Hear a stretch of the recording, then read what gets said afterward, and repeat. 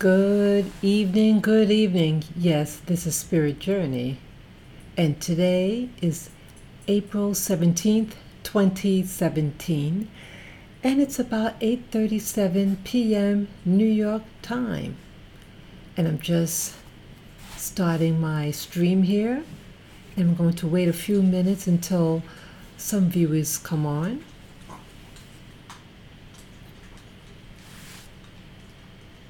Come here, Lily. Come here, girlie.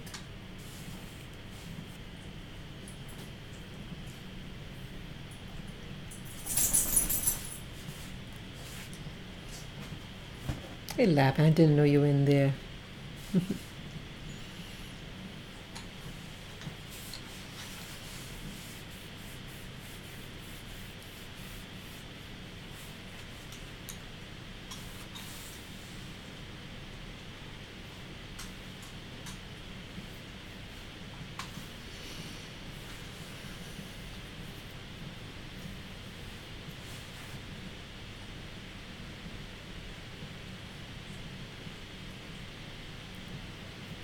Yes, good evening. I see that we have a viewer. Good evening. Welcome. Welcome to the live stream. I'm just going to wait a few more seconds and then I'm going to begin with my topics.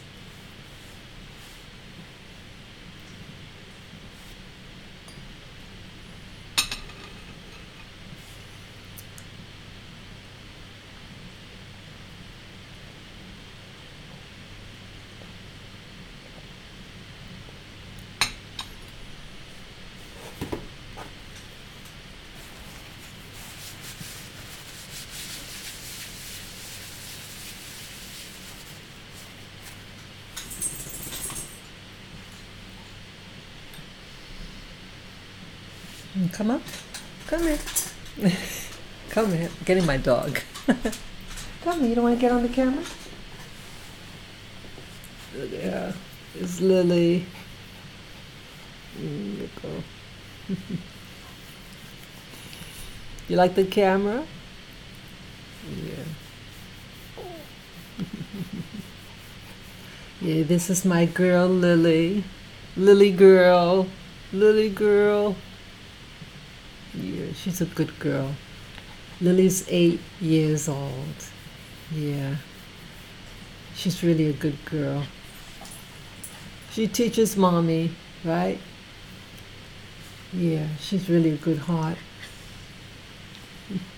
Okay, I'm going to begin now. Okay, how's the sound out there? How's the sound? Could you hear my audio well? And how's the the visual? If you can see things clearly, are there any interference?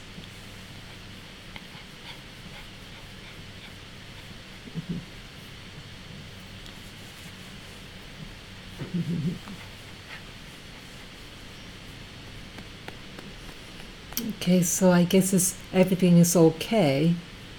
Well, how was your day? How was your day? Did you do anything exciting? As for me, what did I do? Had a doctor's appointment and I got some groceries done. Everything basically went well.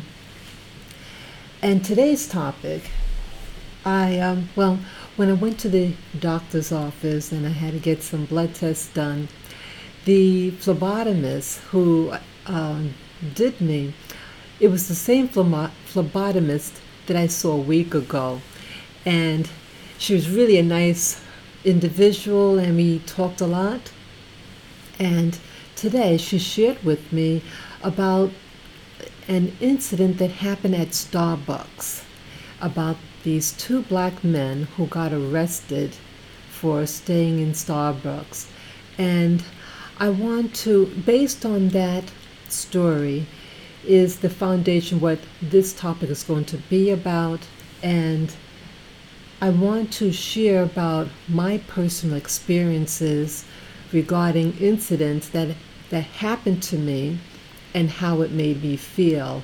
But I want to say in the upfront, before I go into details about the account of the men who were arrested at Starbucks. Actually, it was two different incidences, an incident that happened this past January and then the one that happened last weekend.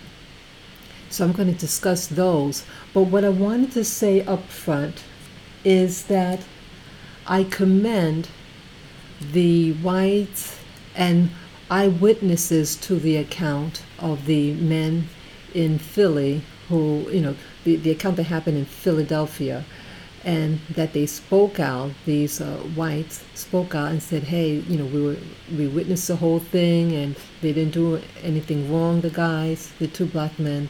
So I want to commend the witnesses for speaking out and exposing things that aren't right. So I feel that that's necessary, and to encourage all of us when we see things that aren't right, regardless of the person's race. Like some people might feel, well, if you speak out against something and the person is from your ethnicity or race or affiliation, that you consider a traitor. No, that's not the case. If something is wrong, it's wrong.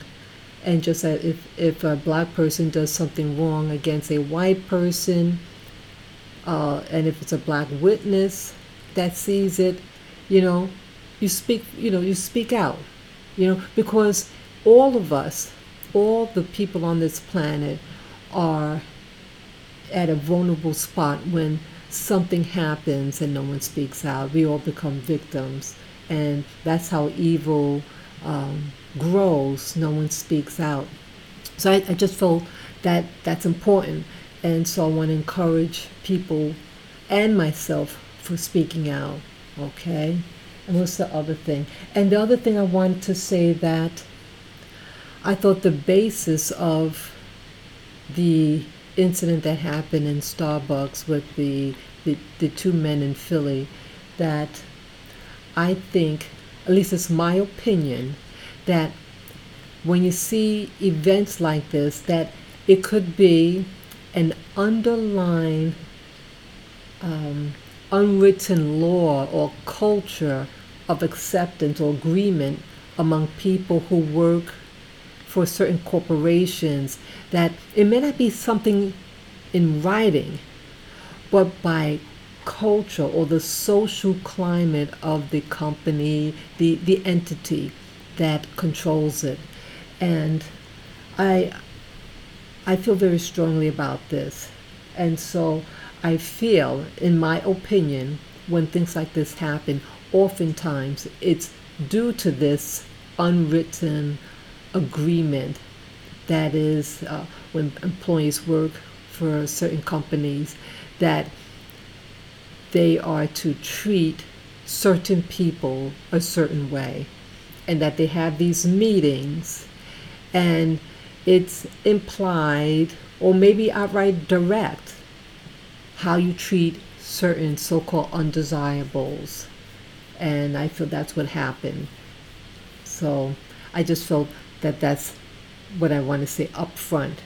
Okay, so what I want to do next, I want to share with you 2 videos of the actual incident, because maybe some of you out there may not have heard about the incidents, the recent incidents in Philly with the 2 men who were arrested.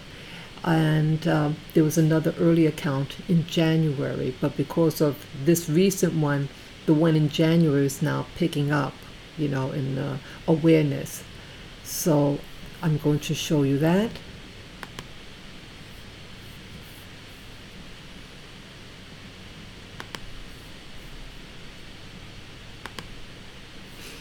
Okay, let me enlarge the screen. By other customers. Yes, I didn't know. Well, what did they do? What did they do? Did someone tell me what they did? They didn't do anything. I saw the entire thing. They didn't. What did they do? The woman says. The 2 men arrested and handcuffed. They weren't charged and eventually were released. Joining me now is Melissa DePino, an eyewitness. Melissa, thank you so much for joining us. You were in that Starbucks? when these men were I was arrested in the Starbucks. and tweeted out Yep. this video. So tell us what you saw leading Yes. up to this video. Well, I really just noticed something was happening when I saw two police officers come into the Starbucks and go over and talk to the men, and then a couple more officers came in, and then a couple more, and I think there were 6 or 8 of them. And sometime during that time, their friend, who you can see in the video, showed up. That's who they were meeting. And we were all just wondering, why are all these policemen here? Why are they trying to make these men leave? They were just sitting there like everyone else. And, we all sort of standing up and sort of talking to the people behind the counter and to the police officers and asking what was happening. And then they put them in handcuffs and took them out. And they were, when the police arrived, I mean, how did the other customers react? Because there was no yelling, nothing, right? They were pretty calm. There was no yelling, there was no aggression. I mean, they were sitting there like anybody else would be sitting in a Starbucks at any time. And when the police officers were talking to them, there were no raised voices. I was sitting really close by, and I couldn't hear exactly what they were saying because they were talking in regular tone. So no, there was no disturbance. So what did the other customers do? How did they react? Well, most of the other customers got up and started saying, just like the man you see on the video, their friend, I mean, what's going on? Why are they asked to leave?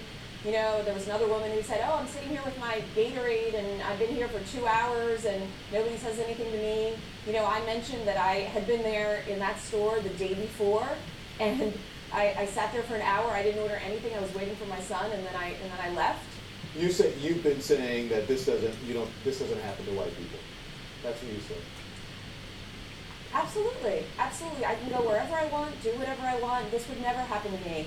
And, the thing that I've been saying is that, I know that this happens every day to black and brown people in this country, and we just don't hear about it. We don't see it. I mean, it's out there, but people don't see it. They don't hear it. They don't believe it. And having this tweet go viral, over 10 million views, I'm glad it's out there, and that however it got out there, I'm glad it's out there, and I'm glad it's sort of sparking conversation so that people who experience this can be the ones to talk about it. And maybe something will happen unless it do more than talk, right? Some action to make a difference. Well, we hope that it makes a difference, and we thank you for joining us, Melissa. Okay, that was the first video. But here, with that first video, that there were about 8 cops at the scene to arrest 2 people, 2 black people. That's overkill. They weren't violent, anything like that, so why was it required to get 8 cops?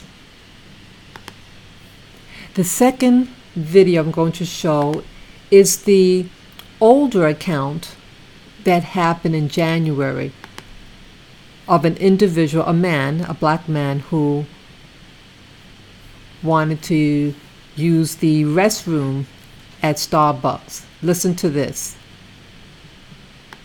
The one here has left Starbucks struggling with accusations of racism from coast to coast. Now, both events appear to have started when a Starbucks employee refused to allow black men into the store's restaurants.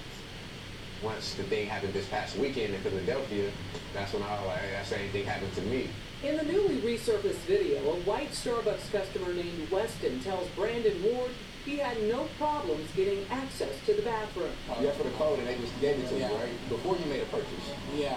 Ward, who was refused the code minutes earlier, then confronts a Starbucks manager about the apparent double standard. This is not your business though. Okay, you may be a store manager, but you're not in charge. He says a security guard escorted him out before police arrived. It should have been a sign right there that said whites only, but that's how they treated it. Ward originally posted the video of his encounter on Instagram in January, but it's received new attention this week. Have you seen the video coming out of LA from the Starbucks incident happening there? Starbucks CEO Kevin Johnson would not answer questions about the latest video.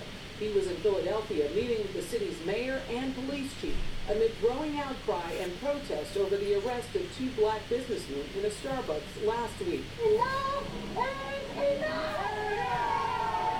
The men were denied using the store's bathroom because they weren't paying customers. When they refused to leave, a manager called 911. Johnson apologized and wants to meet with the men. Now, there's been some calls for us to take action in the store manager. I believe that blame is misplaced. In fact, I think the focus of fixing this, I own it. Now, Starbucks says that the manager who called 911 at this store no longer works here, but the company declined to say whether or not she was fired, left on her own, or simply was transferred to a different location. I bet she was transferred. Michelle. Another incident of alleged racial bias at Starbucks is... Okay.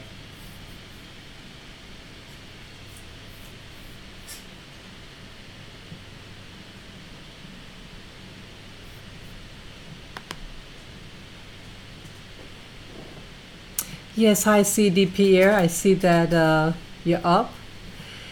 Yes, so those are the two videos that I wanted to show you before I really get deeper into the subject of being mistreated at an establishment.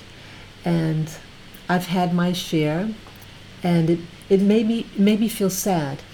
When I heard of the account today at the hospital, from the phlebotomist, I got home and then I watched it, and so I'm just looking at my notes here. I then started to think. I wrote the question down.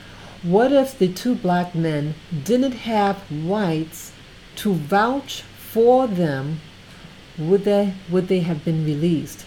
Now, these two black men who were arrested in Philly, they were detained for about 8 or 9 hours. 8 or 9 hours, and they were fingerprinted, and they did not have any prior arrests. So now they have an arrest record, a black man with an arrest record, and for doing nothing that warranted being arrested and fingerprinted. True that that when you go to some establishments, they say that the bathroom is for customers only. And when I walk in the city, in Manhattan, in New York City, that some establishments say right up front that the restroom is for customers only. So that is a rule for that company. But then there's now, I'm not a Starbucks person, I may have gone to a Starbucks maybe maximum 5 times in my life. Okay, I'm not a coffee drinker per se, and I have been in them, and I find them expensive. But I remember a couple of years ago, I said, this whole big trend of the coffee houses here in the city, and I wanted to experience it on my own. What is it like to go to Starbucks and buy a drink? I bought a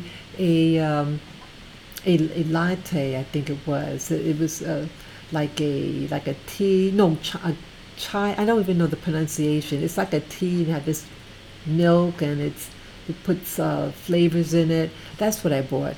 It was nice, but it's expensive, and I don't know how people could afford to go there on a regular basis, because I think it's very expensive. But I think also why I wanted to try Starbucks is that it's a big cultural thing in New York City. They're growing all over the city, and it looks like a hangout for students, and just from 20s to 40s, that group, and they have their laptops, and they're just sitting there, and they look like they're camping out. So I'm surprised that with that type of environment, at least here in New York City, that they are, want to push someone out, because it's a lot of times it's very packed, and it really adds to the atmosphere that it's a place where humans could just come in, congregate, and just be with other people. So, but see, there's that unwritten code of acceptance or non-acceptance of individuals, and in New York City, it's based on race and how you dress, also, So, but I asked myself that question. With see, with the instance in Philly, there were people around. There were white people around, and there were people with cameras, and so they were able to shoot, videotape what was going on and put it on social media. And I heard that I think they did it on Facebook, and it was like 9 million views in just a short time. And that was I think the incident happened, was it Thursday or Friday, and it's Tuesday now. So it's probably doubled or tripled in viewership. So, but I thought what's contrasting about the two instances, the Philly versus the LA. Well, the Philly incident, it involved two people, while California was only one person. And then the Philly incident with the two men, the people were waiting for someone, and versus the one in California, he wasn't waiting for anyone, but he wanted to use the restroom.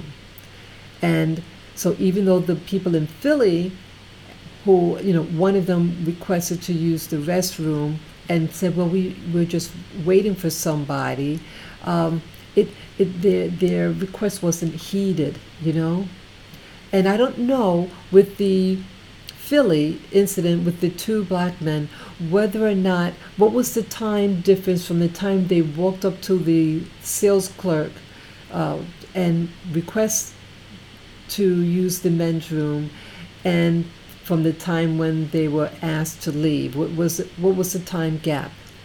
So, but it's interesting that the person that they were waiting for arrived when they were being arrested. So it was interesting that the friend who arrived, even with the friend voucher, hey, blah, blah, blah, and they didn't let them go. So I thought that was interesting. Okay. Also,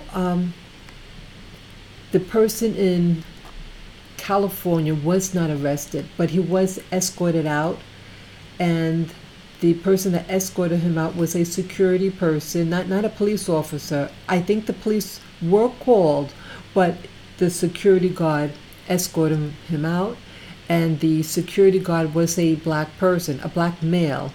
Okay, he looked older. While in Philly, the people who went to arrest him, at least the ones that I could see on the camera, they were all white. And you see that the men in Philly, the two men in Philly, they were very quiet. They weren't being rowdy. They were just compliant in the sense that they weren't like fighting, doing anything physical, and what they call resisting arrest.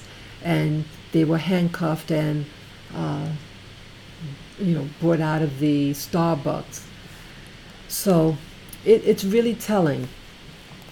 So those are some of the characteristics, that comparisons regarding the two instances. So it seems like if something like this is to happen to you, that the more people are there at the time, and the more people who are actually involved, two versus one being asked to leave, I think the larger the number of people involved, maybe that could actually protect you, So, the more people who know you, it might help buffer the sting of it.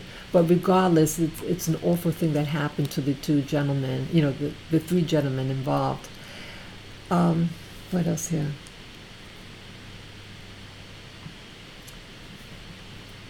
Okay, so that's basically the comparison that I thought about them. So now I want to talk about some experiences I had. Okay.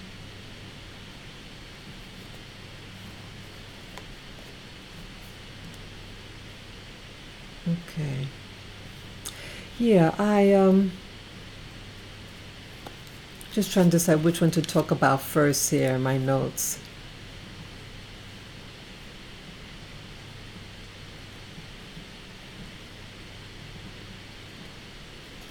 Yeah, I think that I have a whole bunch of incidences here, but I want to select which, try to decide which one to really talk of first. Yeah, I like going into bookstores, and the bookstores, they have, let's see, it's reminiscent of these what I call coffee houses. A place that you could kind of come into.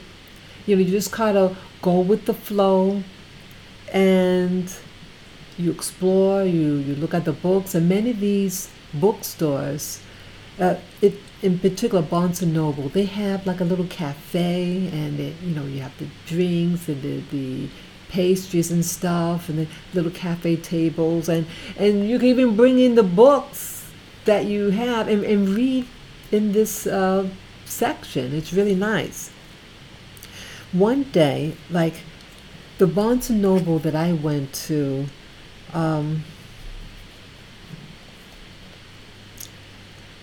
it was on Fifth Avenue and 40-something Street. And I've been to that location several times, and I did bring in my dogs. Okay, yeah, I know some places you're not allowed to have pets. But when I came to the front door of the establishment, I asked. I said, "Hey, I have my dogs with me, and I was wondering, is it okay that if I could come in?" He was really nice. It was an older black man, very nice, very charming. "Oh, sure, no problem." I felt comfortable, and then I go in and explore, and then there was another security guard, a young man, very tall and slim, and he's like looking at me, and then I think he had a piece, something in the ear. He was like had his hand up, and then he's talking, but watching me, and I continued going on, and then I think I might have gone around a corner or something, and then boom, he's there and watching me, and then talking to in some device.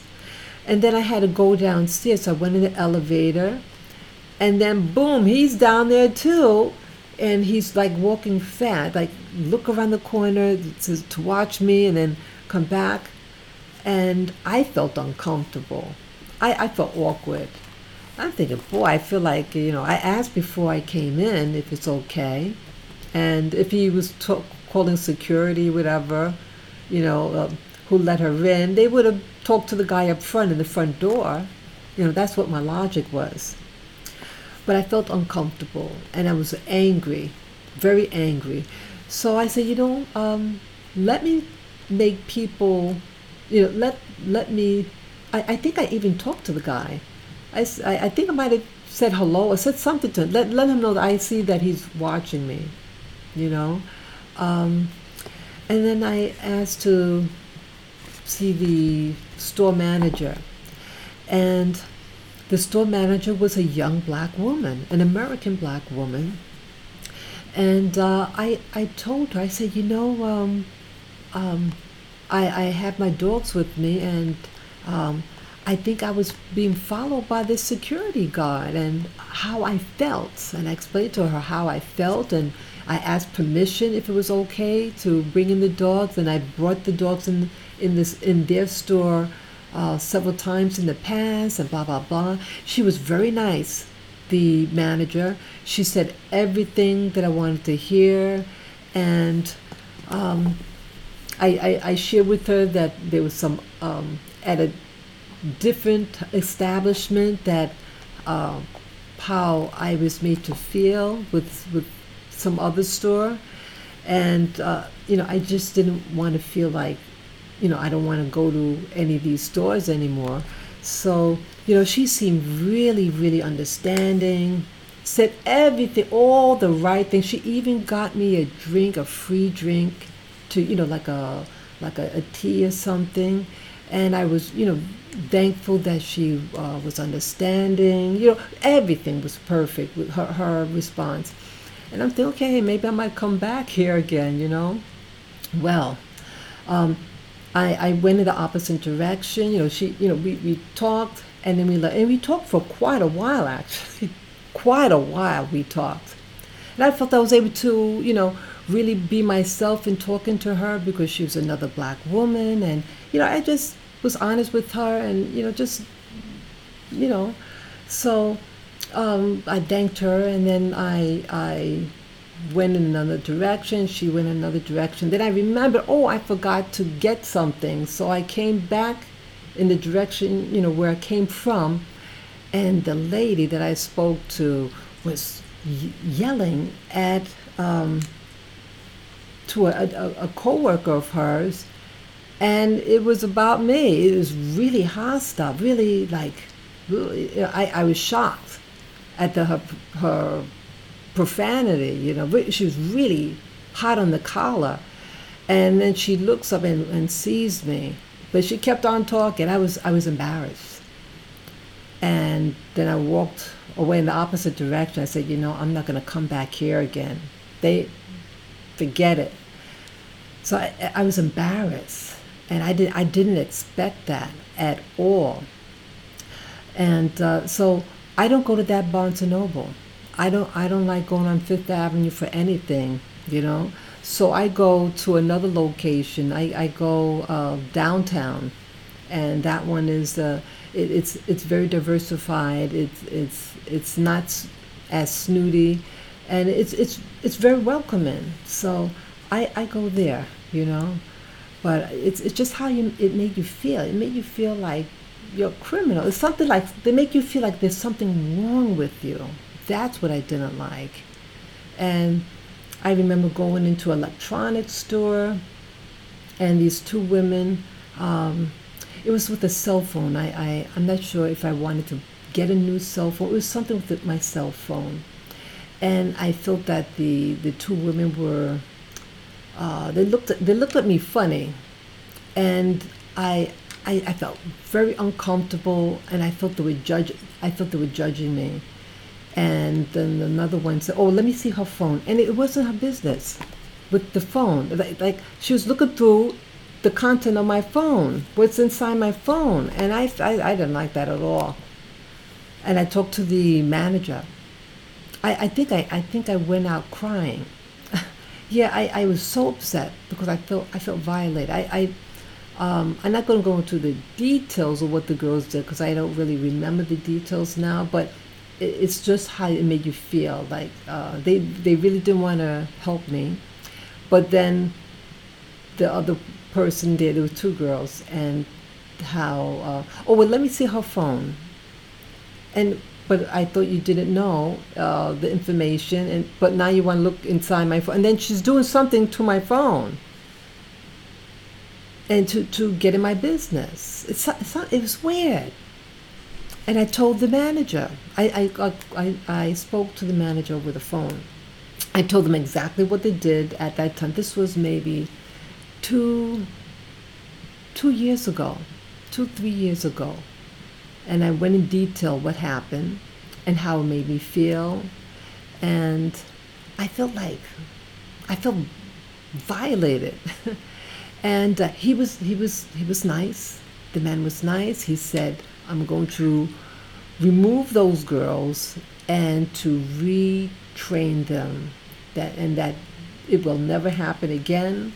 And I would love for you to come in and see me at some, and we can talk also in person, blah, blah, blah. I decided not to go in, but I thanked him for everything. Because I think the guy asked me something about firing them. I said, no, I don't want them fired, because I said, look, I know it's hard for people to get jobs these days. I said, no, don't fire them.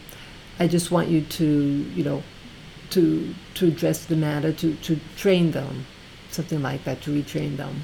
And that's what he said he was going to do. Yeah. So, because I just want them to know, look, you don't do certain things. And sometimes people don't, maybe they realize what they're doing, but they don't care. But let them know, hey, some people can't speak out. And so it's documented. See, if you don't speak out, it's not documented. And they could be doing this to other people. And I think that's also what I said. They might be doing this to other people. And they let them know, hey, this is not what you do. So, yeah, I don't even go there anymore either, that particular electronics store. I only go to places that I feel treat me like a person, There was some other incidents. Let me see here.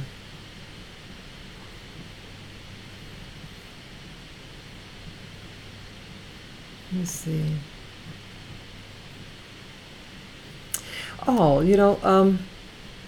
there was an incident that happened a long time ago.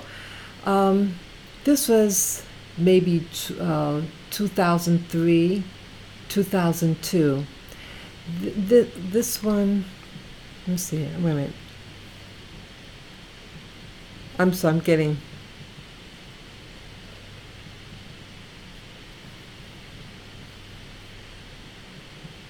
Let me see here.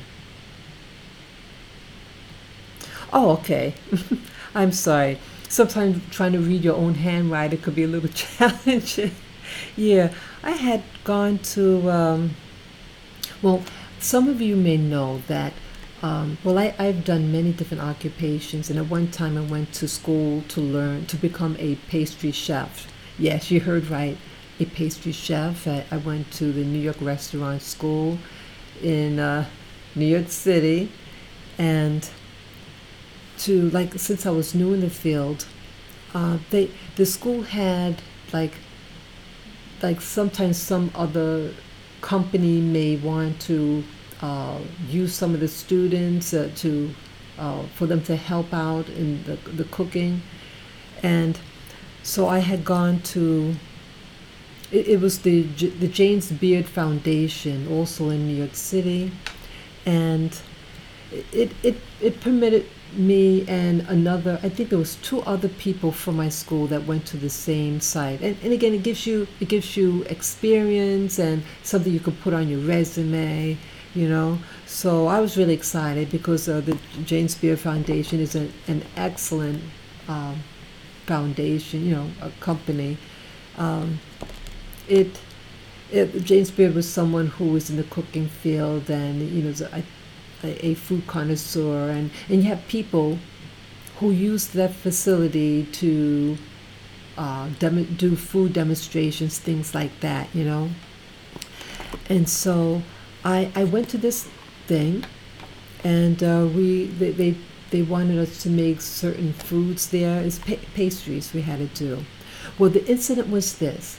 Now, I see. I think I was the only black girl there, and you had also working there a Hispanic woman from my school also. She looks Caucasian, but what you call an ethnic person. She's from, I think, South America, and so at least the 2 of us. It could have been a third person. We were preparing the foods and everything, and she had to leave early. The Hispanic woman, she might have been a little older than me at the time, but she had to leave a little earlier. She left before me, and there was another person there, a woman who is like a volunteer also there, and she's preparing the food also with us, and she had to leave. And I don't remember the time difference between the classmate of mine who left and this other woman. But this other woman went into the closet to get her fur coat. Okay, it was a big, bulky fur coat. And when she opened the closet, her coat's missing. She runs in the kitchen, and this is what she says. She says, that lady she stole my coat, and then she points at me, and you were behind it. You were behind it, my coat being stolen. I'm thinking, what? I'm in this kitchen with her and other people, and then she's accusing me of stealing, being an accomplice of stealing her fur coat. So all the students, we all walked with her to the closet, and lo and behold, the fur coat's there on the ground. When you have these big bulky coats and it's on a hanger, sometimes it bends the hanger and it just drops to the floor. And she's, oh, well, I thought, and she picks up the coat. She never apologized to me, never, and accused the other lady who wasn't there to defend herself that she stole the coat, and she accused us, and again, speculation, she accused me and the other Hispanic lady because we are the only non-whites there, the so-called minority. And it was awful. It was an awful feeling. I was angry. I'm not sure if I told the school teacher when we left, but I know how I felt. It was awful, So, yeah. There was another incident. I was at an intern site with the same school. Okay. The school required us to do. I said intern. I meant to say an externship. It's part of your curriculum. I really liked the site. It was at a chocolate factory, a very small. They had one owner, his assistant that also was a graduate of the same cooking school I went to, and like a secretary, and that was it. And then me, who's an externship, and I was there for months, 4 or 5 months there, and I did whatever they told me to do. I had a very, very positive work relationship, but there were some things that was developing there. The people there were all white. I was the only black person there. And again, the guy, the assistant, he went to my school, we had the same teacher, And the owner, he's from Canada originally, again, a Caucasian man. Also, the two gentlemen there were, of a particular orientation, okay? And, the relationship was wonderful. At one point, the owner started to act very bizarre, and I was starting to become afraid of him because the medication made him act erratic at times, and he would sleep in the back of the store and just sleep all day, and me and the other persons up front, making the chocolates. And so what I was supposed to do, and again, when you're working with people and you feel very close with them, it's a close work relationship, so maybe, you kind of slack in some protocols, like when it comes to signing in and signing out, I think it was once a week you hand in your timesheet and then you're supposed to sign off on it. And so they didn't sign. The owner didn't sign off on it, and I was afraid to approach him because he was acting erratic.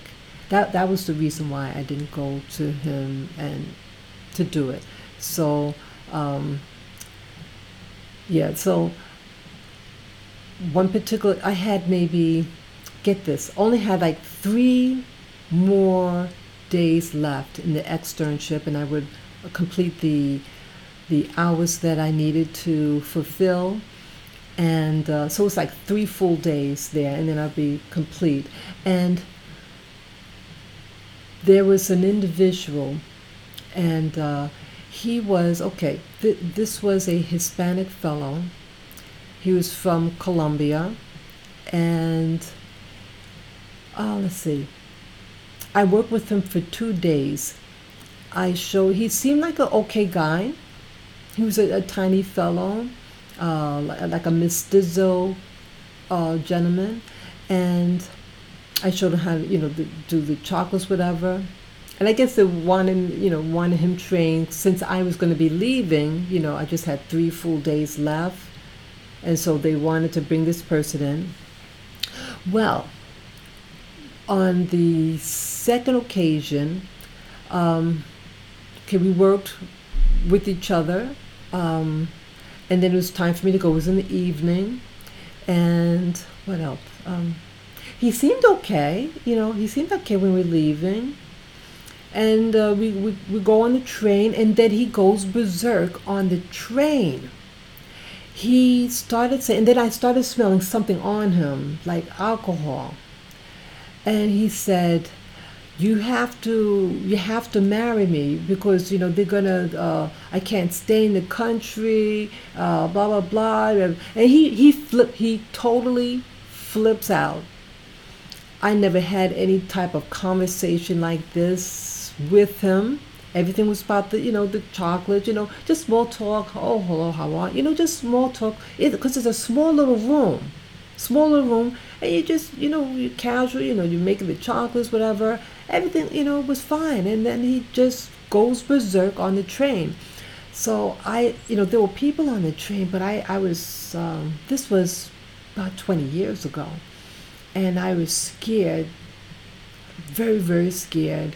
And I never had this type of experience before. And I just said to myself, stay calm. When it's your time to get off the train, you just get off the train. Just stay calm, because it'll chill him out. If I get excited, he's gonna escalate. And that's what I told myself. And when it was my stop, I got off that train.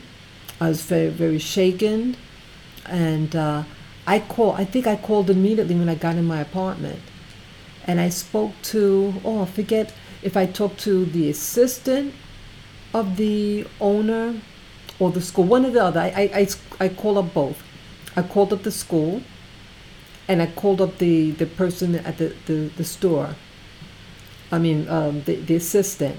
And the assistant talked to the owner, okay? I was scared, and I didn't know, I was afraid to go back. But I wanted to let them know, and so I get a call. I think I got a call from the school, and get this. I talked to that's right.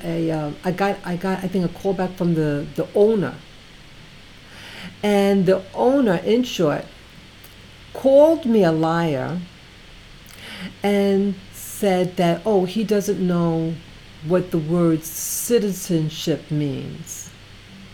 What was that? No, I think it was citizenship.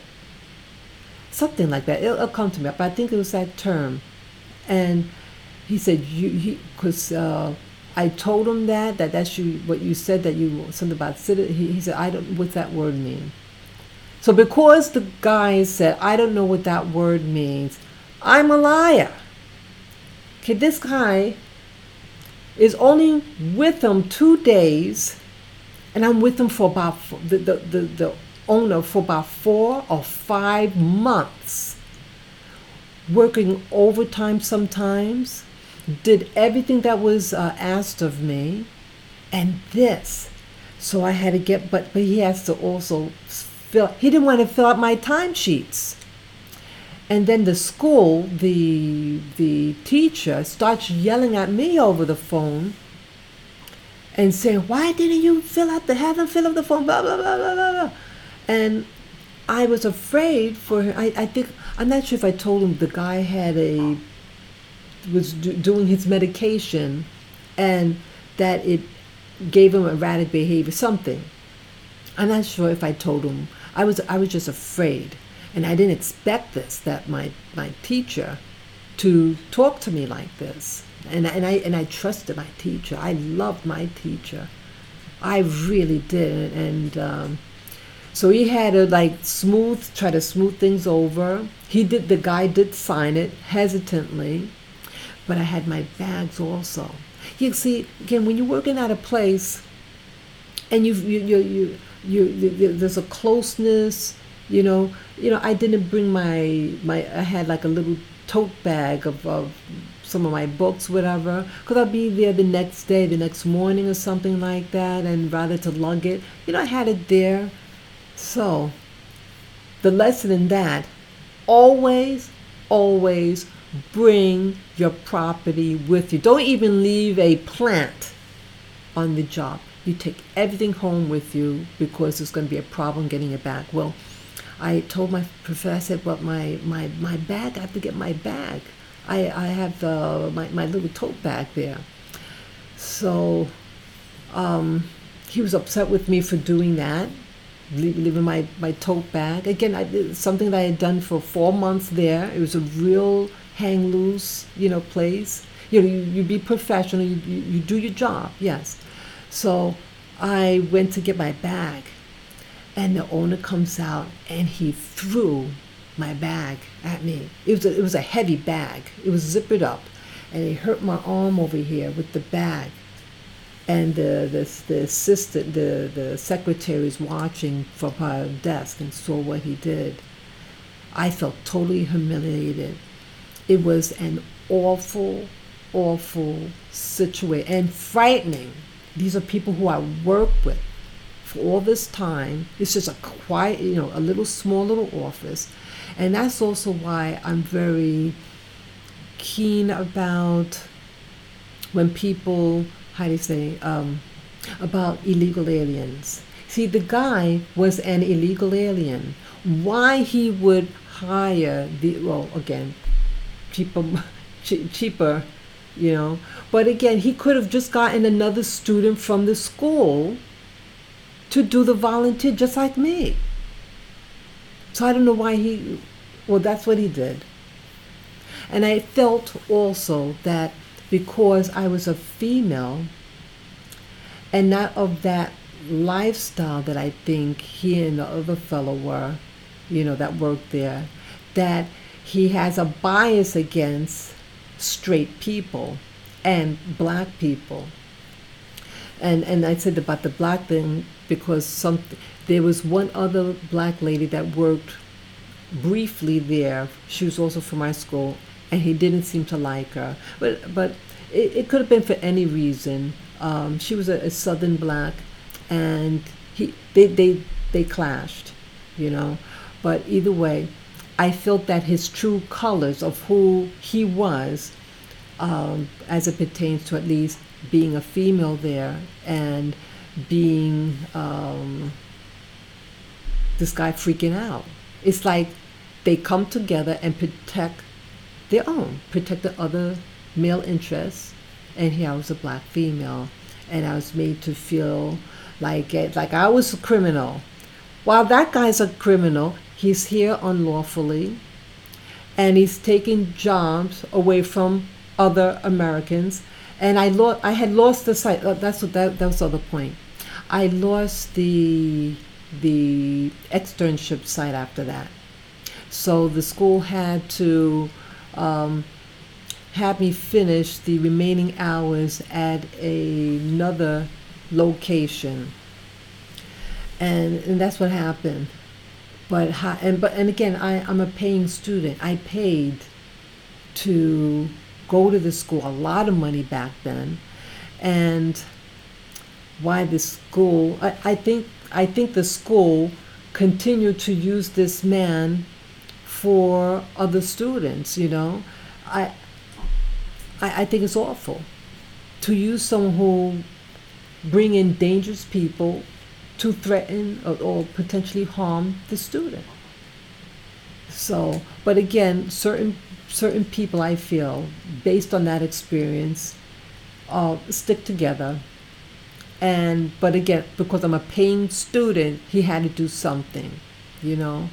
So that was another experience I had. It was very, very frightening, very. And again, I was afraid that the Colombian guy, was going to retaliate because you have what they call gangs, and you have people who are smuggled into the country and are ordered, okay, you're going to work here, you're going to do this, and you bring money. And if let's say he complained about me, hey, this girl was preventing me to get the money for, you know, such and such, they could have gone and find out where I lived and attacked me. That was my other fear. That's why I was afraid to even speak out. Yeah, I say don't bring in these illegals and don't hire them. Because they're gonna flip out one day, just like that guy. You know, it's awful. Yeah. So there were some other things I wanted to discuss. I used to live in this place in New York City. That I had roommates, and it was almost fun. It's almost funny if you know the girls in question. They were a dark-skinned black girl from the States. Her mother's American, black American, and the father's West Indian, but she's born here in New York City. And there was a white girl. The white girl was young. She was younger than us. The black girl was 25 and the white girl was 18. And the white girl was from some Slavic country in Europe. And one day they went to, like, you know, just like you have Starbucks, you know, you have other places that people might meet, you know, some safe place, you know, mutual place that you can meet and feel safe because there's a lot of people around, and you might discuss business, business, proposals and things like that. Just like with the two guys from Philly that went to Starbucks, because they went in there for a business opportunity to buy property from this guy that they were waiting for. And so it was the black girl who had, she worked for Citicorp, and they had like an emblem of like an umbrella or something, but I think it was called Citicorp. And I forget what the business adventure was with this company, but they were like recruiting people to do certain things, and the girl wanted to bring aboard this new girl from Europe. We were all living at the same place, and she's talking to the white girl, and I think they were at McDonald's. And it's sitting, and the European girl has a very heavy accent. And again, this happened in around 2002, 2003. Again, you have the Twin Tower incident, and what do you call it, terrorists. It was a fear of terrorism and things like that. And so people were very suspicious of everybody. Well, no, let me rephrase that. White people were suspicious of anyone who's not white, and in particular black people, regardless whether someone is an Arab. They still didn't like and trust black people, and that's another story. But so these two girls are talking, and the black girl is telling her about the business venture, and then a security person, I think it could have been someone from the store or a security person, they walked up to them and it said to the white girl, "Are you okay? Are you? Is anything wrong?" They thought the black girl. They didn't trust the black girl, the black American, who was here, who's lawfully in this country. They didn't trust the black girl. They thought the black girl was trying to take advantage of the white girl. Isn't that something?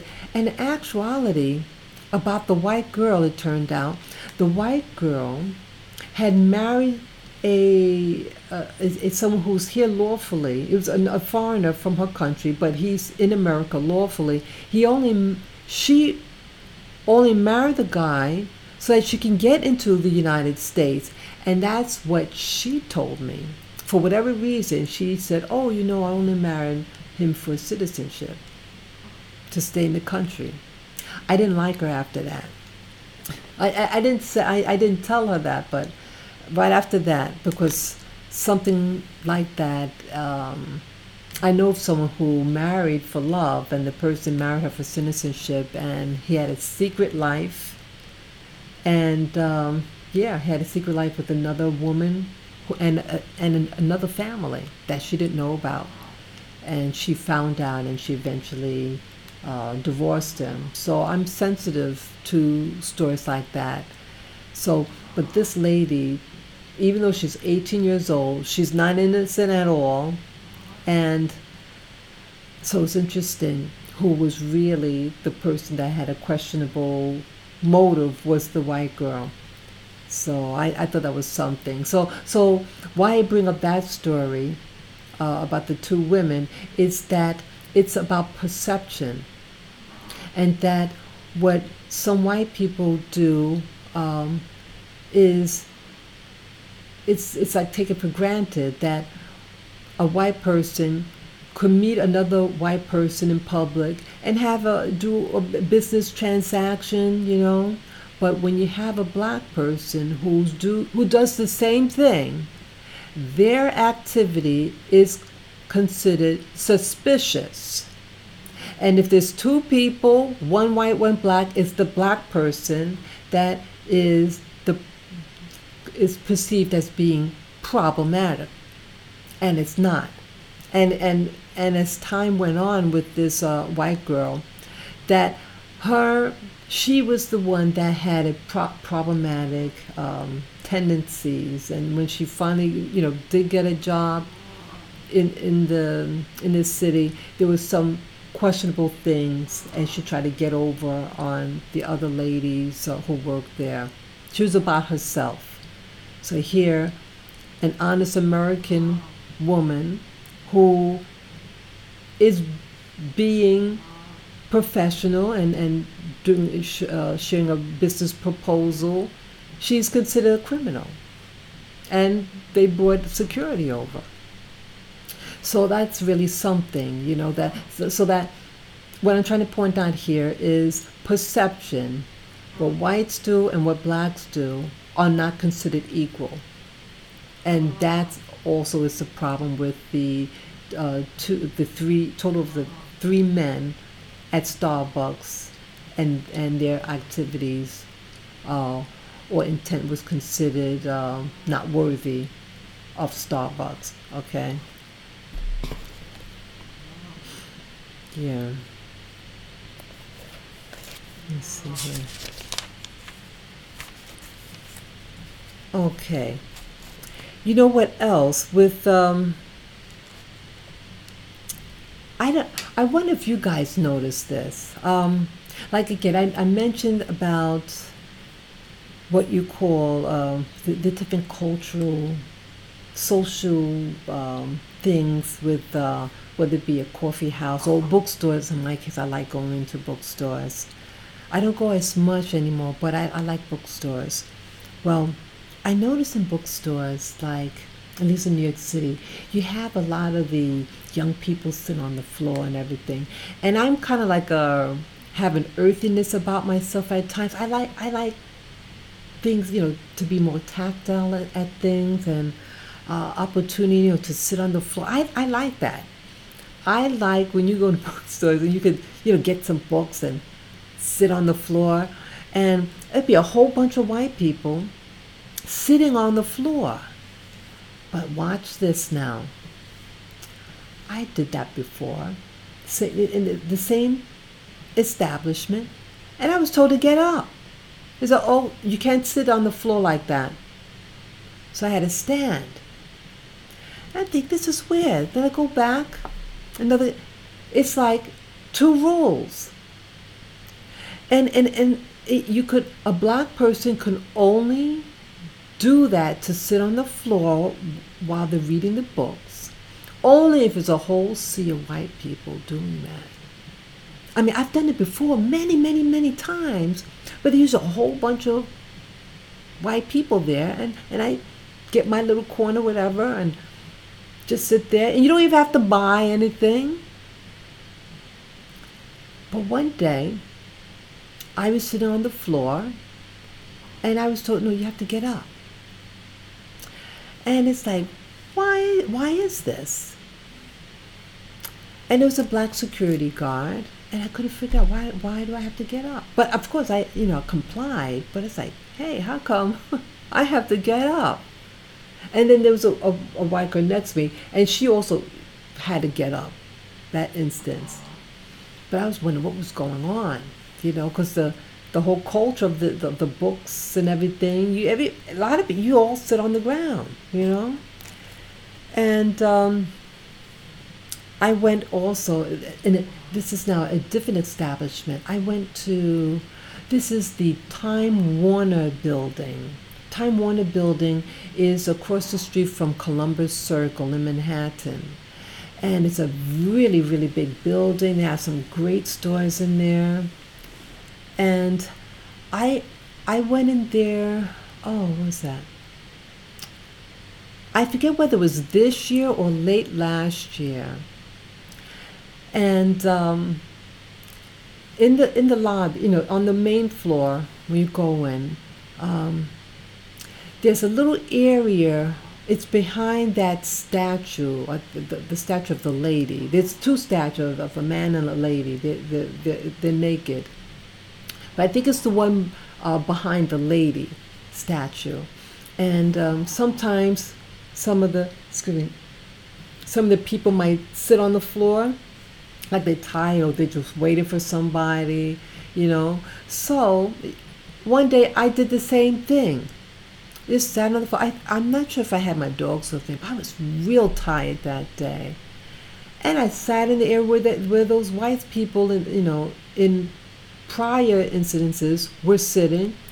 And I didn't think it was going to be a problem. And almost immediately after sitting down, a black security guard comes over. Oh, you can't sit over there. You can't sit on the floor. I said, okay, I'm sorry. And I get up, And then on another day in the same building, a white fellow, relatively young in their 20s, he was sitting up front near the doors, eating lunch on the floor. I said, very interesting. Very, very interesting. So what I'm getting at, again, it's a culture, as I call it, I say it here, culture of silent agreement. That it's an unwritten code that you will allow white people, or what I call honorary white people, and honorary white people are usually Asians from East Asia, okay? And they can do the same thing. So if you're a white person or honorary white person, you can get away with doing certain things, and it's considered okay. But if you're a black person, so I'm not going to say a person of color, because there are plenty of people of color who are accepted in this agreement, this silent agreement of acceptance, but not black people, and I'm not even saying Hispanics, no, Black people, whether you're a light-skinned black or dark-skinned black, but black people, when you sit on the floor, when you sit at the floor at Time Warner Building, you just about to, and boom, they get security on you right away. I was angry, and my feelings were hurt.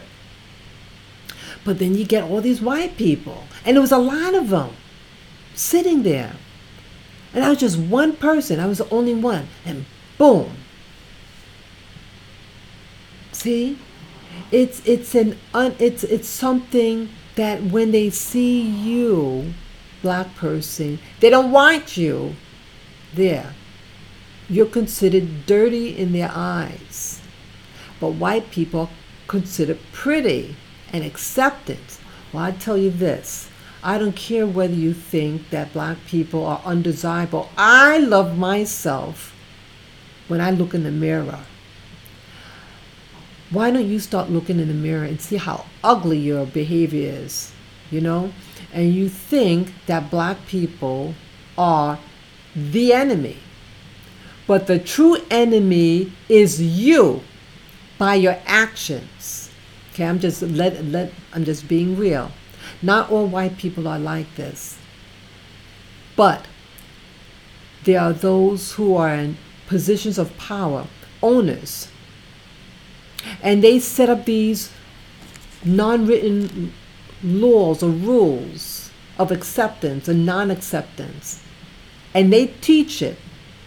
And they teach this code to other people, other black people and Hispanics. They teach them also that, hey, when you see certain types of people, you are to respond and you to do X, Y, and Z. And I think that's why the person at Starbucks did what they did, because there's an expectancy of how to treat certain people. I've had this job. See, this is to further express this thing about this agreement. I worked in Maui. Yes, I worked in Maui also. I worked in retail. And there was this, I spoke to her she was a co-worker. I was new with the company, and this was a top salesperson in the company, and she was to work at my location to kind of train me and, show me the ins and outs of being a top salesperson. I had spoken to her on the phone on several occasions, and she seemed really nice. I liked her energy and everything. I liked her. I liked her, even though I never met her. And one day, she was to come to the store, and on this particular day, she arrived first, and I was in the second shift. She was in the first shift. I was in the second shift. And so I come in. I'm in uniform. She looks at me, and it's the first time I'm seeing her. I assume it's her, and because she's the only one that's assigned for that day. And she's with a white customer, white female, and she looks at me while she's helping the white lady, and she says, "I don't like you because you're dark like my sister." It turns out that this particular woman, she was a very light skin, like a creamy yellow, whitish yellow color. She was half Puerto Rican and half Hawaiian. Now her Hawaiian mom was darker than me. And this individual had a sibling, a sister, who was darker than her, and she evidently doesn't like. She was a bigot. Okay. And I just thought it was amusing. I kept on doing what I was to do, to set up for my shift, and the person on another occasion, she didn't like me. And I still like this person, certain aspects of her, because she seemed like a little funny person, but she let it know she did not like me. And she also let it known that we had other people that worked at that location, a Filipino, and it turned out she was also working in the U.S. illegally. She had arrived 9 months prior. She had 2 children. She was a nice lady. We were all about the same age. And this also is going back close to 20 years ago. And yeah, about 20 years ago, let's see. Yeah, I liked her. She was a Filipino lady with 2 children. She was living with her boyfriend's mom's house in Maui. And she said that she was going to help her and the other people there that worked under her money, but not me. And then she had her sister-in-law come in, and this girl was married to a white man, and the sister-in-law says, "Hey, so-and-so, you don't like niggers?" Just like that. I talked to management. I said, "Look, I don't want to work with her. I can't stand this." And I told her of the event that she said, the comment that she said my first day. And so you have minorities, Hispanics, Asians, who are being taught this. See, they say because they expected to say it, they understand that for them to work there, or maybe to live in a particular place, that they have to have the mindset of a bigot to be accepted. And this mindset of a bigot is against black people. I'm being very specific. It's not people of color. It's not Asians. It's not Hispanic. It's black people. And they're being taught, if you want to be a part of the American fabric, you have to think and act like us. And there are going to be times that you have to show your loyalty. Bingo. She was showing her loyalty to white people. And again, she's married to a white person, a white man. And that she said what she said. And she said it with such unabashed, no shame, in front of a white customer. Because she's letting white people know, hey, I'm about you. I don't like niggers. That's the message, what she was to convey. And the white person said nothing. So it is what it is. And so again, I'm sharing this story to let other people know that there are unspoken things, things that aren't in writing, but it's being conveyed, the message, to other non-whites who are non-black, how to treat black people. They're being taught how to treat black people, to keep the distance between us. And this is also conveyed in another incident that happened to me. Yeah, I experienced a lot of things. This one was really upsetting. Just wanted to look at something.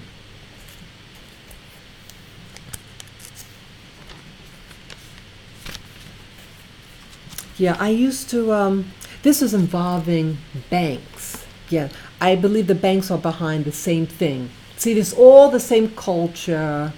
It's the same type of people who run these companies. This was regarding 2 banks. Well, I'll at least mention with one of them. I used to have an account with Chase Bank. Chase Bank had bought out Washington Mutual Bank. That's where I had my account. And one day, Chase bought it out. And because of that, now I'm on the Chase. And when this change occurred, I went to the nearest Chase Bank, and I had to deposit a check. and get a list of the Chase Bank locations so I know in the future, what other banks, Chase banks I can go to. Now, this incident happened in 2009, July 2009 in New York City. And it was the location, it was on 42nd Street and 10th Avenue. Yeah, I think 42nd Street and 10th Avenue. And it was the first time I went to that location. Okay. And this was a very, very bizarre experience for me. And it made me cry when I left. It was in the either morning or afternoon. It was daylight. And I was wearing, slacks, brown slacks, and like a windbreaker, brown windbreaker, and I had a black scarf on my head. My father had died 2 weeks prior, and I wore a black scarf to show that I was in mourning. And I felt, basically I was okay. And I went to the teller. It was a Hispanic-looking teller. She was from the Hispanic from the Caribbean. And I asked her two things. I first deposit my check, and I deposit all of it. It was a straight deposit into my account. And I asked, how long will it take for the check to clear? And I think she says it'll just take maybe 1 day or something. I said, okay. I wasn't in any rush. I was just inquiring when will it clear. And I wanted to get a list of the different store locations, bank locations, since Chase Bank, I no longer am a Washington Mutual customer now, since it's bought up by Chase. So she says you just go to customer service and they'll give you the information, the paper. So I said, okay. So I turned away from the teller and I was looking at my receipt, of deposit. But I didn't have my glasses. As you see, I do wear glasses. I need glasses to read print. But I didn't have my glasses with me that day. And so I was squinting. That's the only thing I could speculate, because I was squinting. Guess what they did? They brought a security guard against me. I kid you not. This is in daytime, bright and sunny outside, and they brought a security guard. The customer service was a little bit towards the front, and so it may have been maybe 15 feet away. I arrived, and the customer service was a dark-skinned West Indian sounding woman, and I'm explaining to her, but something is going on, like her face or something, acting like something is up. In hindsight now, I'm thinking. But I don't know. I'm just trying to explain what I want. And then all of a sudden, a very large man approaches. He's a dark-skinned black fellow. I'm not sure if he had a name tag, but he's really not dressed that neat. And he said something, and his English wasn't very clear. And he said something, and I don't respond right away. I just turn my head, because I don't know what this guy is. He didn't announce. He never gave his name or why he came over, because I'm talking to customer service. And I turn around and I start to explain to the customer service what I want again. And then sometimes when I'm thinking, my subconscious translated what the guy said, and I realized what he said. So I turn around again, because the guy had asked, I heard you had a problem. What's your problem, lady? But not nice. So I said, I don't have a problem. Who said I had a problem? I didn't know what it was talking about. Then I turned around again and talked to the customer service, and the guy's not saying any, he's just standing there, just like eyeballing me. And the lady starts to act funny. She says, oh, you want, and this was a smirk. And I don't know what's going on. She goes like this. Like, see how I'm holding it? But like, oh, you mean want this? And waggling. In front of me, my face. I said, I can't really see it, so I have to get it. And I can't believe what she's doing. Really weird. She's mocking me. And then I think I took the paper, or just before I took the paper, the office behind her, behind the customer service, pushes open the door, raises out, and stares at me like this, like something's up at me. And then I go, now I'm like in awareness, like what's going on? So I start to go like this, and I see people behind me, the cubicle with an employee there, staring at me. And I said, what's going on? I'm saying to myself, what's going on? The girl, they called security. I said, security on me. And I did nothing. Absolutely nothing. I'm not a loud person. There was no problem. Nothing. And I bet you get it. The paper. And I said, thank you. And then I left. And it's when I got out of the building that I realized what happened, because it was like going on like in real time, but I had no idea what was going on. They were acting cuckoo. Well, I was targeted. That's right, I was targeted, and I don't know why I was targeted by Chase Bank. I walked out. And then I started to cry because I realized what happened. And I was, already I'm upset, now because, I'm getting over my father's death. And then this, I'm sensitive. And I went home and I told a family member what happened. And the family member told me to write a letter and write to the general manager. So I wrote to the general manager of Chase Manhattan Bank for the East Coast Division. I don't remember the name of the individual. I just remember that it was a man. And it was a typed letter. And I think it was certified return receipt. And I left my telephone number in the letter. And he called me.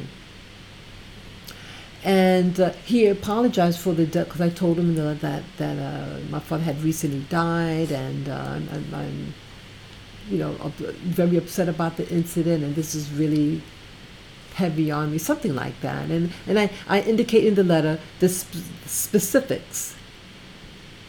And I requested in the letter that I would like a meeting with him. And when I spoke to him spoke to him over the phone, I requested that I have a meeting with him and we go over the tapes and to find out what had happened and why it happened to me. In short, he refused to meet with me, and he refused me to look at the tapes. And he said, well, the tapes, it's just tapes, it's no audio. I said, that's okay. I want to see what happened so that it will never happen again. I said, I don't know why they did that to me, why they called security on me. Then he says, oh, that wasn't a security guard. That was a personal banker. Baloney! Why would I need a personal banker when I'm talking to customer service? I didn't request to speak to a personal banker because it wasn't necessary. the teller already told me who has the sheet of paper. And this person, this so-called personal banker, was a security guard, because a personal banker would know how to speak English to be understood by people. He was dressed shabby. There were other people there, other blacks there, wearing a business suit and tie. It was a security guard they put on me. And also, I used to work in security, and that how he presented his question, once I translated in my head what he actually said, that's what they say in security work as well. Okay, so I said no. I said that's not no security. Personal banker. That's a security guard, and I want to find out who instructed that woman to, who called to, why did they call those things on me. I deposit money. I wasn't removing money. I put money in, or a straight deposit into my account. Why would that even be necessary to call a security guard on me? Then he says, look, I reviewed your letter, and I interviewed the lady, and anyway, you got what you asked for, the printout of the different bank locations. I consider the case closed. That's what happened to me. See, it's a culture. So even though the people involved were black people and Caribbean people, so it's not considered prejudice because the same race or ethnicity was involved. But it was a biased thing.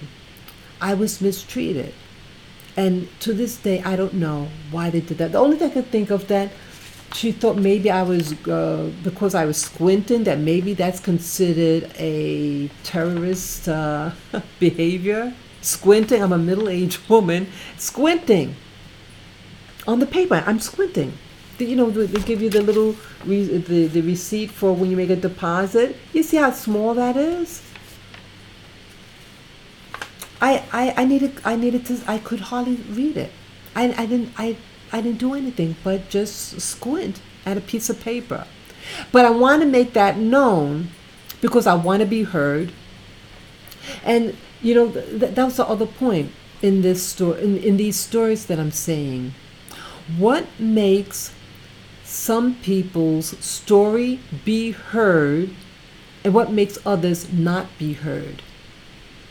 See, this person in Starbucks in January, he posted his information.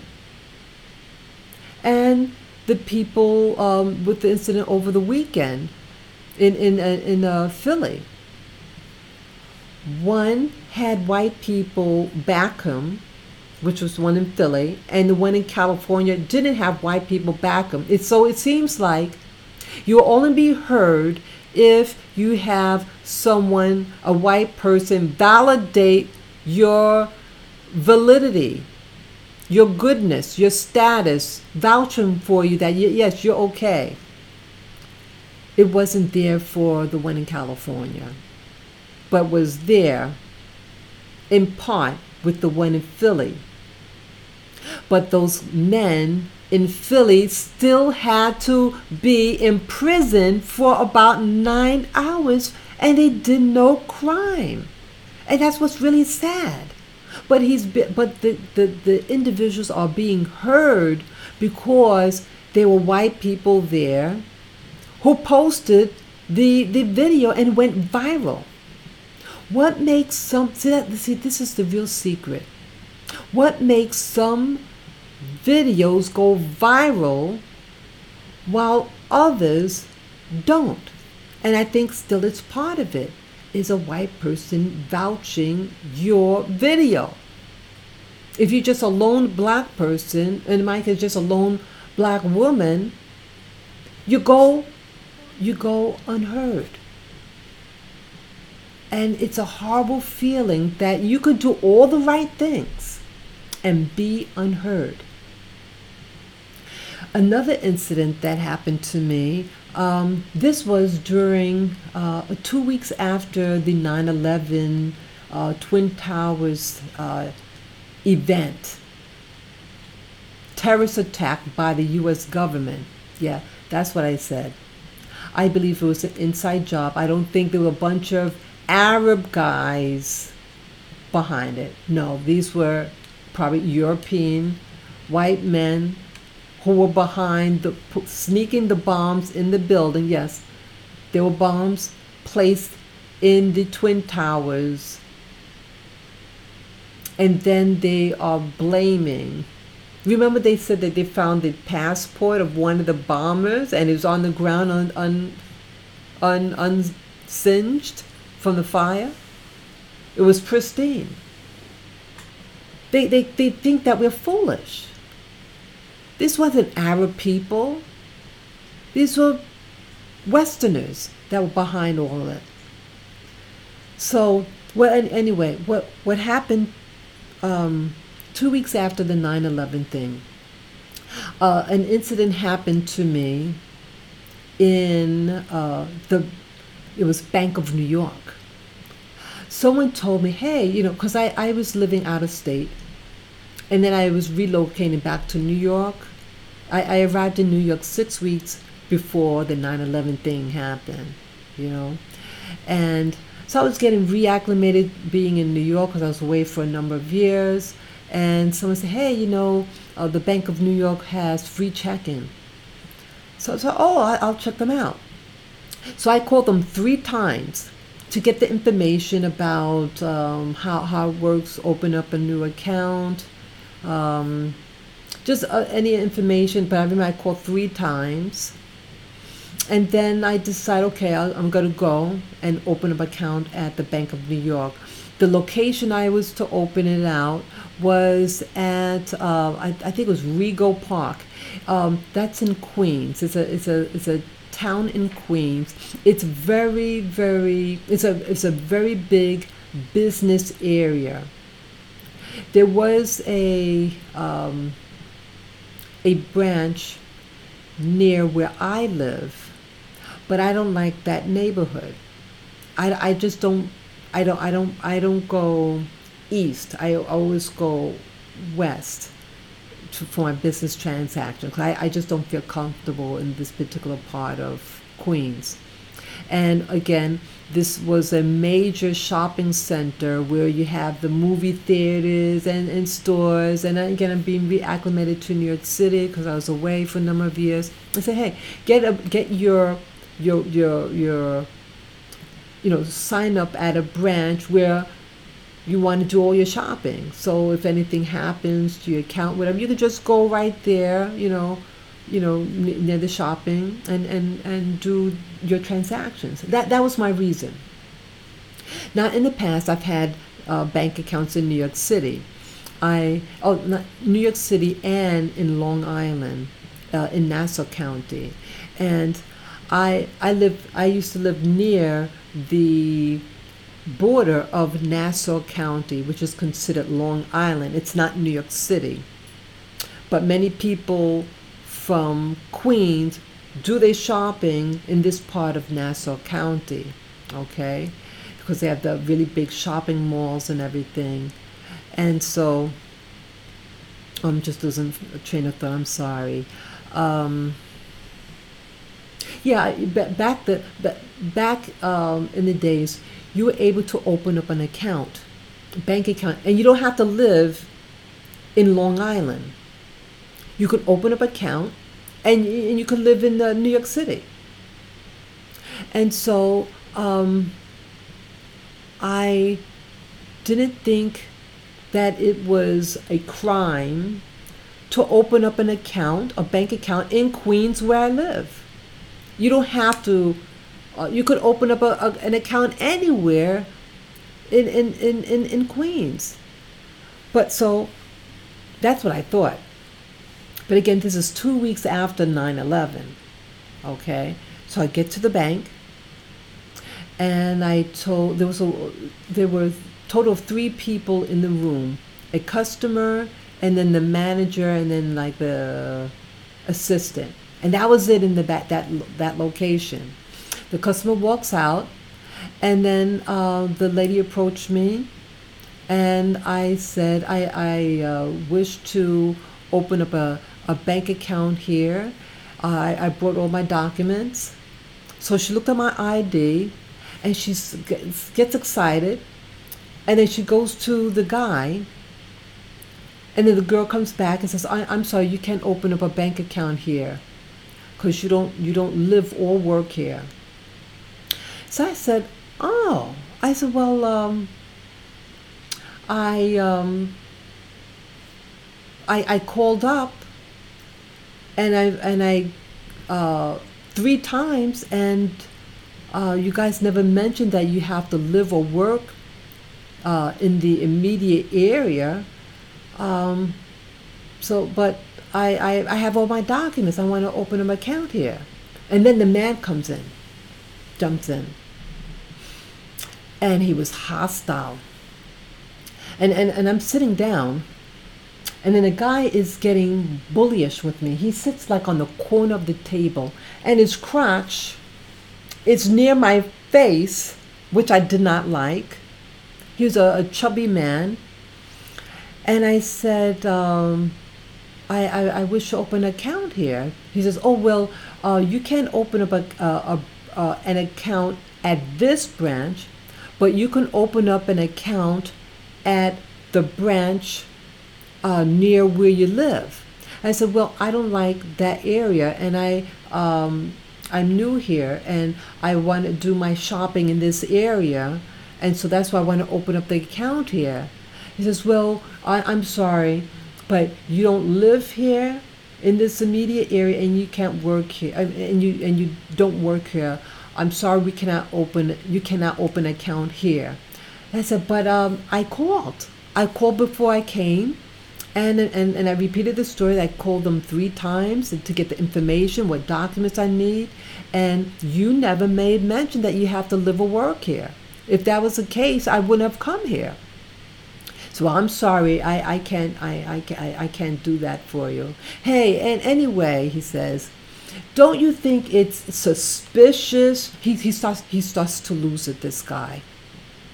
He said, I think it's suspicious for someone like you to want to come here. Hey, so-and-so, she wants to open up an account here, and she doesn't live or work here, and don't you think that's suspicious? And he goes off. I said, I said, look, I'm the only customer here. I said, please, I just want to open up an account here because I do my shopping here. That's all. I have all the documents. There's no one else here. It's not like there's a long line, and please. And he refused. And then he said this. He started making fun of blacks. And I don't remember exactly what, but he said something that he meant as a slur, a mockery of black people, and that's when he drew the line. When I drew the line on him, he made it personal at that point when he said something about black people, and then he started singing a song. This thing like da da da da da da da da da da da da, something like that. This sing-song thing, and he went off. I said, please. I said, I don't know why you're doing this. Please, I just want to open up an account, a savings and a checking. That's all I want to do today. And he just goes off. So I leave, and I start to cry. And this is what I did. Well, I talked to the same family member, told him what happened, and he said, you write your letter. And I did so. I wrote many letters. I wrote to the president of the Bank of New York. I wrote to, what's the one, I forget the name of the agency. There's the Federal Reserve Bank. There's more than one Federal Reserve. There's the Federal Reserve, who I wrote to, and they wrote me a letter that says, oh, you have to write to the Federal Reserve who handles that branch. So I did that also. That's at least 3 letters. I wrote to the New York Times. I wrote to the Channel 4 News. Who else? I think I wrote to this union organization. I think that ACLU I might have wrote to also. I'm not sure, but it was something like that. I wrote to the NAACP. So at least 7 letters. At least 7 letters that I typed up. I wrote the name, the dates, the specific, just the specifics. What happened to me?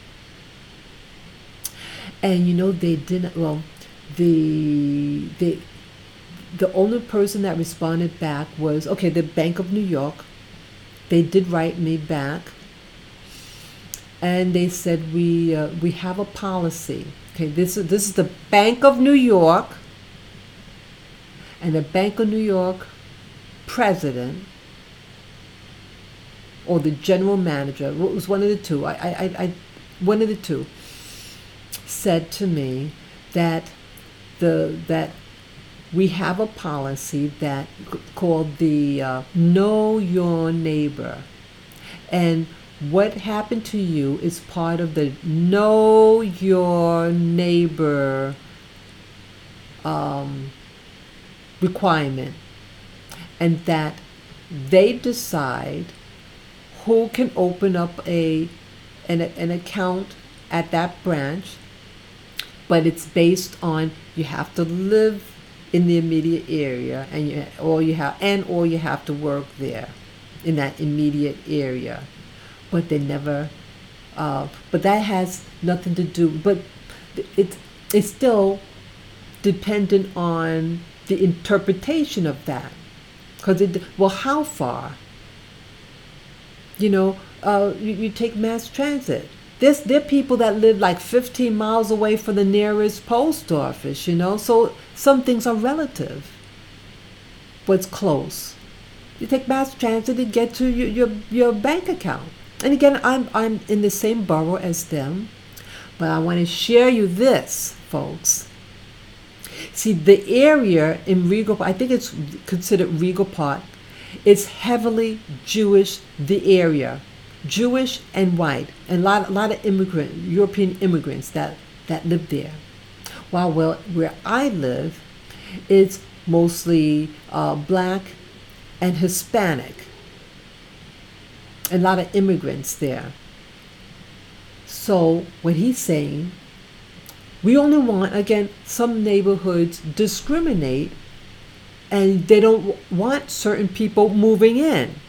So if they have a neighborhood like that, and you have a business, a bank, in this case the Bank of New York of that neighborhood, so it's a way of shielding people of that neighborhood so they don't have to deal with people from other neighborhoods in Queens. It's racism, period. And when the guy started to make fun of black people and then said that I'm a terrorist, he drew the line. And then he starts singing that song, and his crotch is in my face. He was trying to be macho.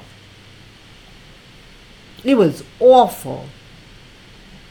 And so this is racism. This is how some white people get away with being a racist. They have something in writing that is something that could morph, change according to what's required at the moment to discriminate against that person. They say, we have a know your neighbor policy. I'm a neighbor. I'm from Queens. And I even told her, I said, look, I had bank accounts in the past in Long Island. And I live in Queens.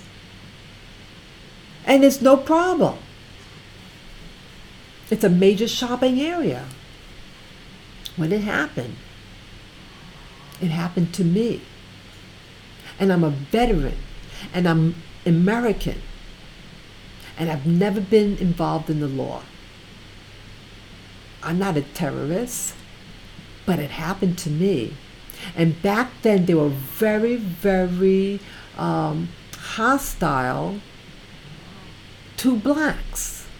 And then they were also starting to get hostile towards people who are considered what they call Arab looking or North African looking, but still, that's black. Okay?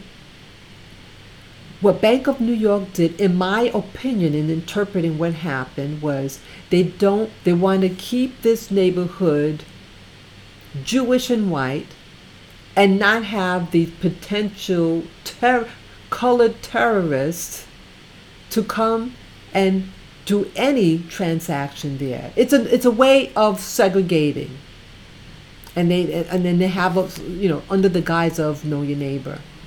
It's racist. It's racist. And the news people, that no one responded to my letters. None of them. Only the Federal Reserve once said, you don't, it's not this location. And then the other Federal Reserve said, they made up some excuse.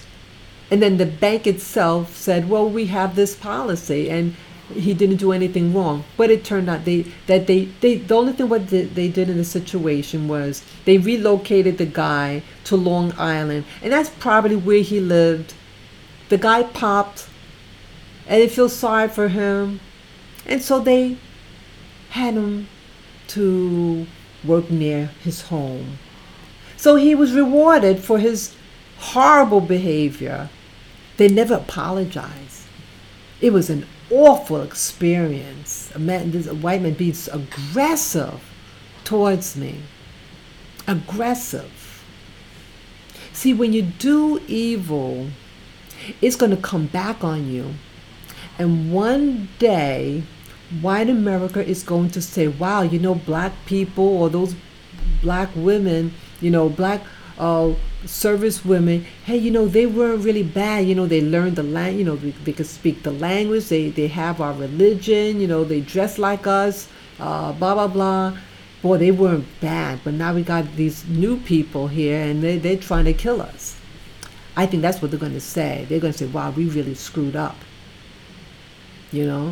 So it's really something how people do things and attack black people, attack black women, and then you wonder why a lot of us are angry.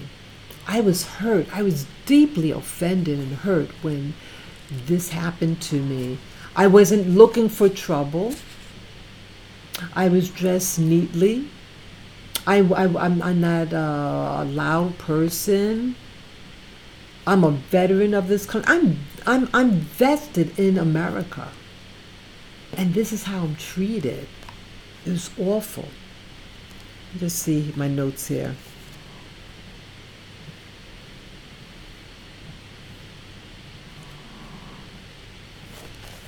Yeah. See, with the incident with the banks, see, I didn't have a witness. I didn't have a white person vouch for me and on my behalf. I was just a lone individual.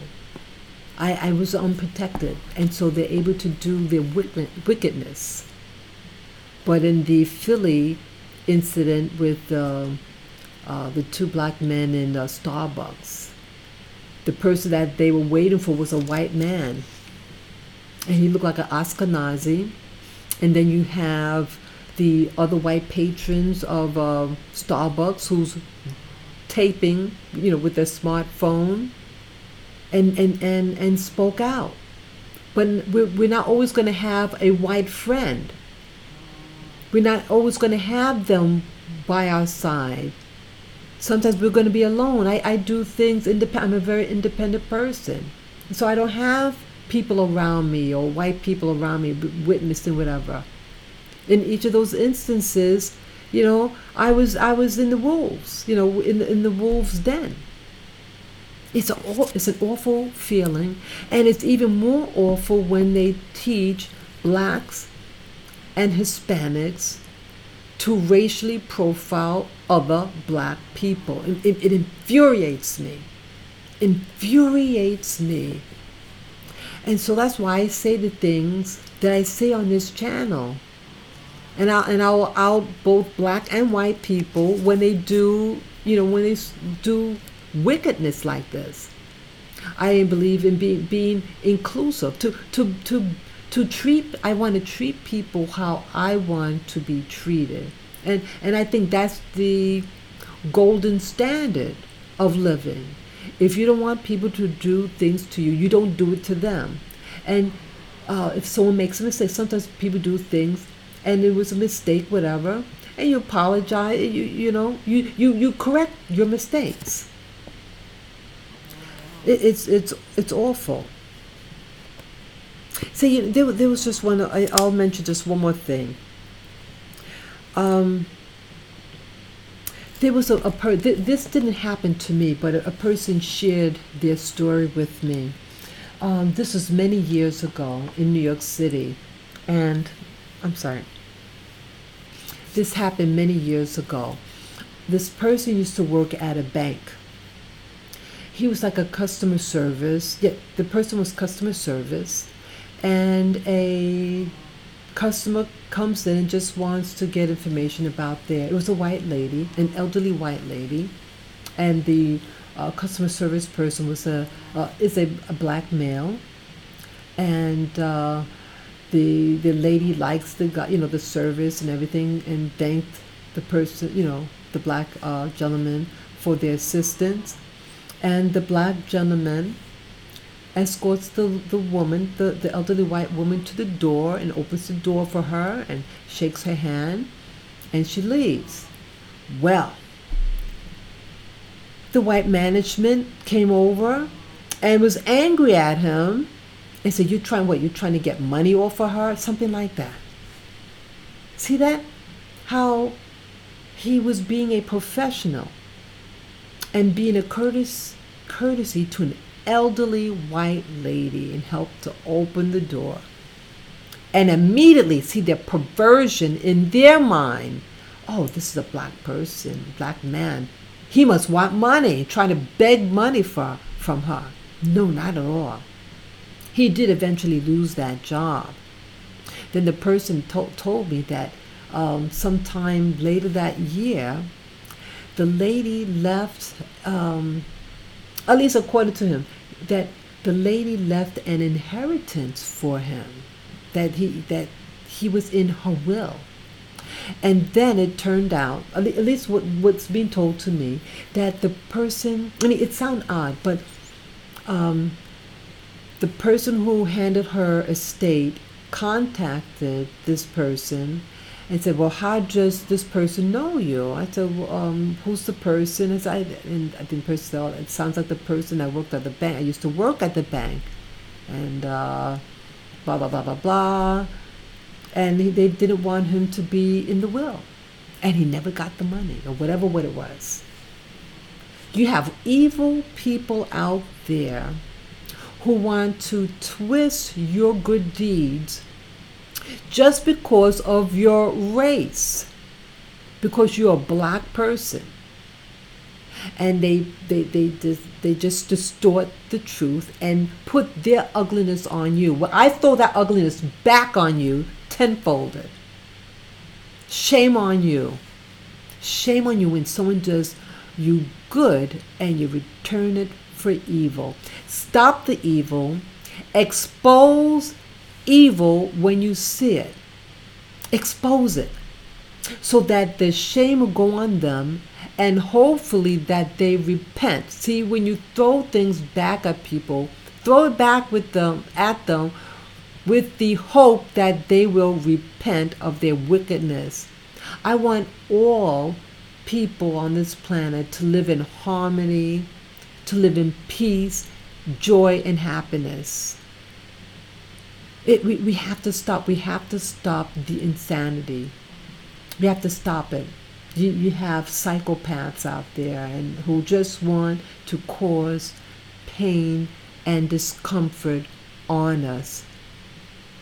So that's all I want to say. And Yeah, I'm sharing this information because it's a means for me to get it off my chest, because I walked around for years with these things on my chest, and I felt defeated. I felt like a loser. I felt like a victim. I'm not a victim. I don't want to walk like a victim anymore. I'm saying this to expose, and I hope these establishments watches this video, and get the act together. You gotta change, because with social media being there and people having their smartphones, people are able to document as the incident occurs. See, 15 years ago and beyond that, people didn't have these smartphones with the cameras and stuff like that, and so it was your word against theirs, and so they cover it up. But now, and again, these other not all white people are evil. No, not all, they're not all evil. People only know what they're exposed to, and they may not know what's going on. It might sound so far-fetched, because it's not touching them. But now they're seeing it, and they say, wow, I didn't know that this was happening, they're saying. And so I'm very pleased at those people who showed it on social media and spoke on the news, and was interviewed that, hey, this went on, and it shouldn't have happened. So I thank them. I thank the white people who spoke for it, and any individual who spoke, came forward and shared their truth. Okay, so yeah, let's make America one at heart with all of us. It's potentially a fantastic country. It's a country that I'm born and raised in. This is my home, and I want to stay here and enjoy the fruits of my labor and efforts. Just like I want you to share the fruits of your, fruits of your labor, that you should enjoy it. Okay? So I thank you so much for listening, and yes, you can comment below when this video uploads, and thank you again. Okay, so peace and joy, and chin up. Bye bye.